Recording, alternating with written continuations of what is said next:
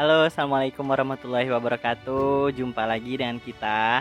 Oke, ini di sebelah ada teman saya. Jadi gini, apa namanya? Kita langsung aja ya ke pembahasannya itu. Kita biasanya berbicara tentang kesehatan mental seseorang.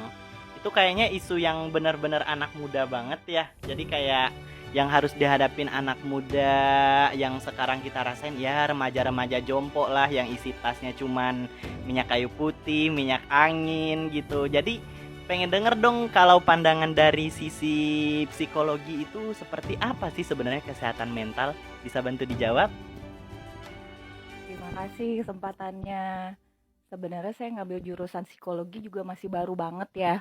Tapi memang berangkat berangkat dari banyak keingintahuan, Hmm. banyak permasalahan, banyak banyak sisi hal yang kadang berasa kayak ini dari sisi ilmunya gimana sih gitu. Nah, sebagai anak muda itu kadang kalau nggak mungkin sebagai kita yang muslim, nggak mungkin kalau umpamanya setiap permasalahan kita pasti belajar dari sisi agamanya dulu gitu. Dari sisi agama, setiap kita punya permasalahan itu kadang ininya paling kayak, oh mungkin ada sesuatu yang salah di diri Hmm. kita gitu. Harus banyak-banyak beribadah gitu. Dan pada akhirnya semua yang yang terjadi pada kita adalah yang terbaik dari Allah gitu. Gitu nggak sih biasanya? Iya lumayan sih, tapi itu jadi menyimpulkan bahwa orang itu kurang ibadah nggak sih? Apa Nah, boleh kita menyimpulkan seperti itu gitu? Atau nah, gimana dari sisi psikologinya? ya. Kadang, pemahaman itu mungkin kalau umpamanya seorang iman yang sudah sangat kuat, bisa diterima gitu bahwa, "Oh iya mungkin saya kurang ibadah, oh mungkin saya kurang menerima." Tapi dari sisi anak milenial yang segala sesuatunya kadang diinikan dari keilmuan, bukan mengenyampingkan hal agama ya, tetapi kalau menurut aku segala sesuatu itu yang beragama dan berilmu itu berdampingan gitu. Nah, kadang kalau kita permasalahan yang lagi awal anak muda rasain dari sisi psikologi tuh apa yang kadang nggak bisa diterima. Berarti di dalam psikologi itu jatuhnya, Mbaknya ngambil ilmu psikologi, sebenarnya ada sih sebenarnya permasalahan yang harus, Mhm, ilmunya ditemukan di dalam jurusan psikologi mhm, tersebut mhm, ya? mhm. Seperti itu? Iya, Oh, mhm, jadi dari mengangkat isu yang tadi lagi, Mbak, jadi sebenarnya berdampingan dengan agama dan pengetahuan ya, mhm, seperti itu. Nah, sekarang kondisinya nih anak muda nih, ya mhm, anak muda itu lagi labil-labilnya ya. Jadi sebentar-sebentar dapat tekanan dari atasan sedikit, langsung berasa seperti diancam seperti mhm, apa, mhm, mentalnya mhm, langsung kena kesehatan, mengaruh ke semua-semuanya sampai mhm. pola tidur segala macam. Itu sebenarnya perlu ditindaki atau diidentifikasi dari apa sih, Mbak? Maksudnya terlihat dari apanya gitu? Mhm. Nah, sebenarnya kalau umpamanya masih muda mengalami hal sedemikian, banyak yang perlu dipertanyakan, Hmm. seperti kayak kok gue punya masalah ya, Iya, ini iya. cara ngadepinnya gimana? Itu bersyukur kalau masih bertanya. Berarti kalau masih bertanya, berarti masih akan terus menggali jawabannya sampai ketemu. Oh, berarti malah sebaiknya kita ada introspeksi untuk bertanya itu ya? Ya, pastinya. Oh, iya, iya, iya, Sampai iya, pada iya. akhirnya nanti kita mencari bahwa oh, ternyata sesuatu yang pressure yang berat itu memang menimbulkan kecemasan kepada diri kita. Cuman sisi positifnya jangan berhenti. Cari lagi dari sisi keilmuannya, ini fenomena yang terjadi di saya ini apa? Cara mengatasinya gimana? Sehingga kita menjadi pribadi yang setiap kita punya masalah diselesaikan, bukan berhenti. Karena kalau umpamanya kita punya masalah dan kita stop untuk mencari, itu akan menimbulkan masalah-masalah baru berikutnya. Tetapi kalau kita terus mencari, terus menyelesaikan, maka nanti kita akan ketemu jawabannya.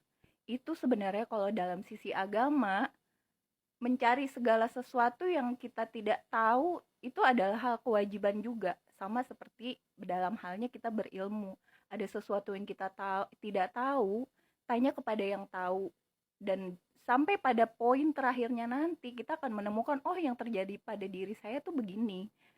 Pada sisi agamanya nanti kita akan menjadi pribadi yang menerima oh bahwa segala sesuatu terjadi ada maksudnya, ada alasannya. sampai pada titik terakhir adalah itu mendewasakan kita, membuat kita menjadi pribadi yang lebih kuat dan membuat kita menjadi pribadi yang lebih positive thinking lagi ke Allah, Iya, ke iya, iya. setiap takdirnya Allah. Iya Mbak, lumayan ngena banget sih sebenarnya. Jadi kayak prinsip anak muda itu ya harus banyak-banyak belajar lagi, bertanya lagi. Oh, yang dihadapi ini apa? Tapi kebanyakan seperti ini Mbak. Banyak banget anak muda yang akhirnya trauma untuk bertanya ya, atau memberitahu masalah yang dihadapin ini. Akhirnya depresi, ada yang sampai amit-amit ada yang sampai bunuh diri dan itu banyak banget terjadi. Karena apa? Karena mereka jika dikulas bagaimana hidupnya itu adalah mereka yang tidak pernah didengarkan, tidak pernah disupport, tidak pernah dikasih tahu. Tapi setelah mereka ini tidak ada di dunia ini, barulah bermuncul-muncul orang yang bersimpati. Itu sebenarnya untuk merangkul orang seperti itu bagaimana, Mbak? Nah, sekarang memang kesadaran seperti itu yang memang diharuskan dipunyai oleh setiap manusia sebenarnya gitu. Karena gini, yang kalau umpamanya kita ngerasa satu sisi kayak kita punya masalah, kita mau didengarkan. Kejadian itu terjadi pada kita, bisa juga terjadi kepada orang lain. Iya, iya. Nah, sehingga satu saat kalau memang kita sudah sembuh dengan depresi kita atau kecemasan atau anxiety kita gitu, begitu ada orang yang mendatangi kita dengan kasus yang sama, kita akan lebih welcome. Kita akan lebih respect, kita akan lebih memahami, oh yang dialami sama seperti yang pernah saya alami. Sehingga kita merangkul dia, bukan malah ngejudge dia, bukan malah memusuhi dia gitu. Seharusnya seperti itu. Sekarang di anak muda, entah di mana, nggak anak muda aja, anak muda, orang dewasa, orang tua, fenomena bunuh diri itu sudah banyak terjadi. Itu akibatnya adalah dari keputusasaan, ketidakmampuan memahami masalah, apalagi menyelesaikannya.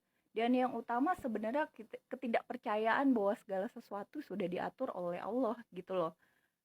Mati bunuh diri kan sebenarnya hal yang sangat tidak diperbolehkan dalam Iya, iya. agama kita gitu. Dan kalau kalau Allah sudah tidak bolehkan hal sesuatu seperti itu, berarti ada maksud dan pesan di dalamnya gitu. Nah, kesehatan mental itu memang sesuatu yang memang nggak boleh kita kesampingkan gitu loh. Kalau setiap ada orang kita ngelihat temen udah ada yang gejala seperti itu, yuk kita deketin, kita tanya gitu, jangan langsung dari sisi agamanya kita ngejudge kayak kamu kurang ibadah, kamu nggak percaya Allah. Enggak, dia bukannya kurang ibadah, dia bukan nggak percaya sama Allah gitu, tapi memang mentalnya sendiri yang belum bisa menerima tekanan yang begitu banyak di hidupnya dia gitu. Seorang yang sudah mempunyai masalah yang teramat banyak itu untuk menguraikan satu persatu sampai menjadi clear kembali itu butuh waktu yang lama. Nah, kalau memang kita tidak bisa berperan banyak dalam kehidupan seseorang, minimal dengarkan. Minimal jangan dijudge, minimal jangan dihakimi gitu.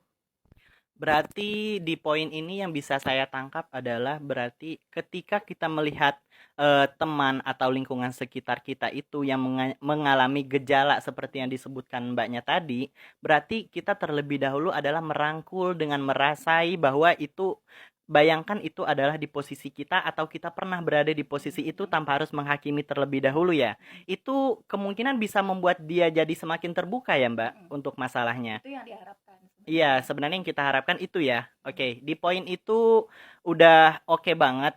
Saya suka banget penjelasan Mbaknya. Kemudian di fenomena anak muda sekarang ini Mbak, untuk ke-trigger dengan sesuatu itu kayaknya susah ya. Susah banget. Kita selalu bilang, kamu jangan berada di zona nyaman. Nah, kita nggak tahu nih sebenarnya apa sih zona nyamannya anak muda itu apa Mbak? Nah, sekarang tuh kita tuh ngerasa kayak zona nyamannya kita adalah zona yang menenangkan kita, yang menyenangkan kita gitu. Sementara kalau kita mau berangkat lagi dalam satu ayat, boleh jadi itu baik bagimu, boleh jadi kamu menganggap itu baik, tetapi tidak baik bagimu, dan sebaliknya kamu menganggap itu tidak baik, padahal itu adalah baik bagimu. Gimana sih gitu kita ngerasa triggernya ini baik atau enggak, ini Iya, benar iya. atau enggak, jalan ini dipilih benar atau salah. Ikuti kata hati. Dengan mengikuti kata hati, lihat poinnya di situ, ini membuat kamu lebih tenang atau tidak, ini membuat kamu lebih baik atau tidak. Kalau ada saja satu keraguan di hati kamu, itu kamu cari lagi. Gitu.